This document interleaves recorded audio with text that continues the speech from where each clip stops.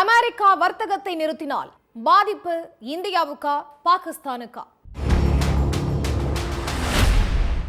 India Pakistan இடையிலான சண்டையை முடிவுக்கு கொண்டு வந்ததே நான் தான்னு அமெரிக்க அதிபர் ட்ரம்ப் சொல்லிட்டு இருக்காரு.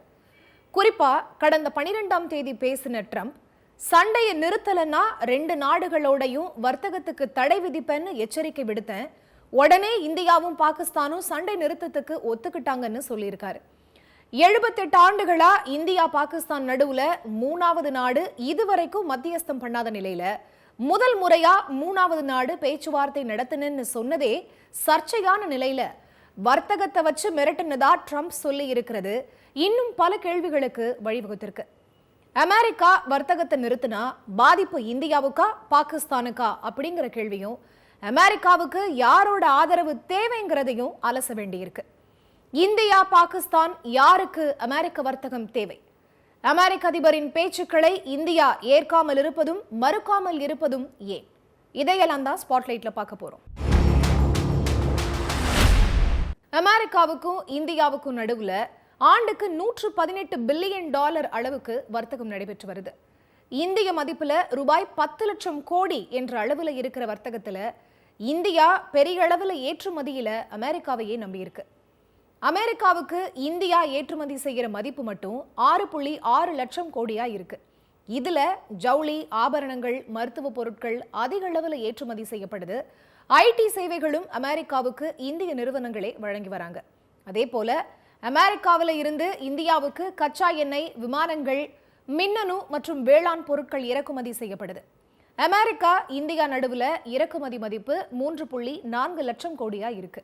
இதையெல்லாம் நிறுத்தினா இந்தியாவில் அந்த பொருட்களோட உற்பத்தி தேவை குறைந்து பலரும் வேலை இழப்பாங்கன்னு ஏற்கனவே ஆட்குறைப்புங்கிற பேர்ல பணியாளர்களை அதிகம் வெளியேற்றி வரக்கூடிய ஐடி துறையிலையும் அதிக பேர் வேலை இழப்பாங்கன்னு சொல்லப்படுது.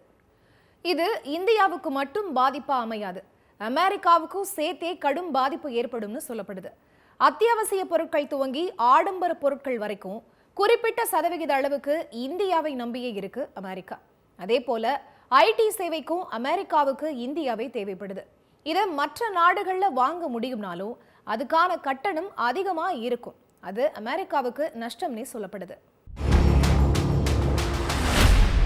பாகிஸ்தான் நாட்டை பொறுத்த வரைக்கும் ஆண்டுக்கு 85,000 கோடி ரூபாய் அளவுக்கு அமெரிக்காவோட வர்த்தகம் செஞ்சுட்டு வருது. ஜவுளி, தோல் பொருட்கள், விளையாட்டு பொருட்கள், அரிசின்னு ஆண்டுக்கு 60,000 கோடி ரூபாய் மதிப்பிலான பொருட்களை அமெரிக்காவுக்கு ஏற்றுமதி செய்யறாங்க. பாகிஸ்தான் எந்திரங்கள், மின்னணு மற்றும் விவசாய பொருட்கள்னு 25,000 கோடி ரூபாய் அளவுக்கு அமெரிக்காவில இருந்து இறக்குமதி செஞ்சுட்டு வராங்க. பாகிஸ்தானோட அதிக ஏற்றுமதி செய்யற நாடுகள்ல அமெரிக்கா 3வது இடத்துல இருக்கிறதுனால பாகிஸ்தானுக்கு இது பெரிய பாதிப்பை ஏற்படுத்தும்னு சொல்லப்படுது.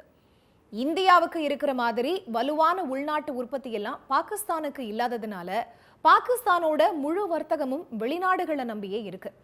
ஃபார்மா துறை பெரிய அளவுல அமெரிக்க இறக்குமதியை நம்பி இருக்கிறதுனால பாகிஸ்தானோட சுகாதாரத்துறைக்கு பெரிய இழப்பும், மக்கள் நோயால பாதிக்கப்பட்டு மருந்து இல்லாம தவிக்கிற நிலையும் உருவாகும்னு சொல்லப்படுது. அமெரிக்கா 2 நாடுகளையும் வர்த்தகத்தை வச்சு மிரட்டினு சொல்றது சண்டை நிறுத்தத்தை கொண்டு வந்து போரை நிறுத்தி இருக்குன்னு சொல்லப்பட்டாலும் வர்த்தகத்தை வச்சு மிரட்டுறது சரியாங்கிற கேள்வியும் எழுது. இந்தியாவில் உள்ள உதய்பூர்ல இருந்து மார்பிள் கற்கள் துருக்கிக்கு பெரிய அளவில் ஏற்றுமதி செய்யப்படுகிறது வழக்கம். ஆனா துருக்கி பாகிஸ்தானை ஆதரிச்சதுனால இனி துருக்கியில உள்ளவங்களோட வர்த்தகம் செய்ய மாட்டோம்னு உதய்பூர் வர்த்தகர்கள் சொல்றது பெரிய தாக்கத்தை ஏற்படுத்தும்னு சொல்லப்படுது. ஏன்னா துருக்கி மார்பிள் கற்கள் வர்த்தகத்துல 70% இறக்குமதிக்கு இந்தியாவையே நம்பியிருக்கு.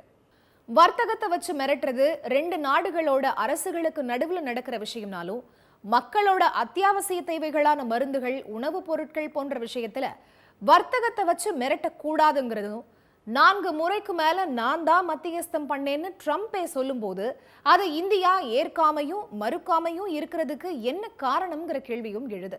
இது பத்தி மத்திய அரசு மௌனம் காக்கிற நிலையில எதிர்கட்சிகளோட அழுத்தமும் நாடாளுமன்றத்துல இந்த விவகாரம் விவாதிக்கப்படணுங்கிறது தான் அனைத்து கட்சிகளோட எதிர்பார்ப்பா இருக்கு.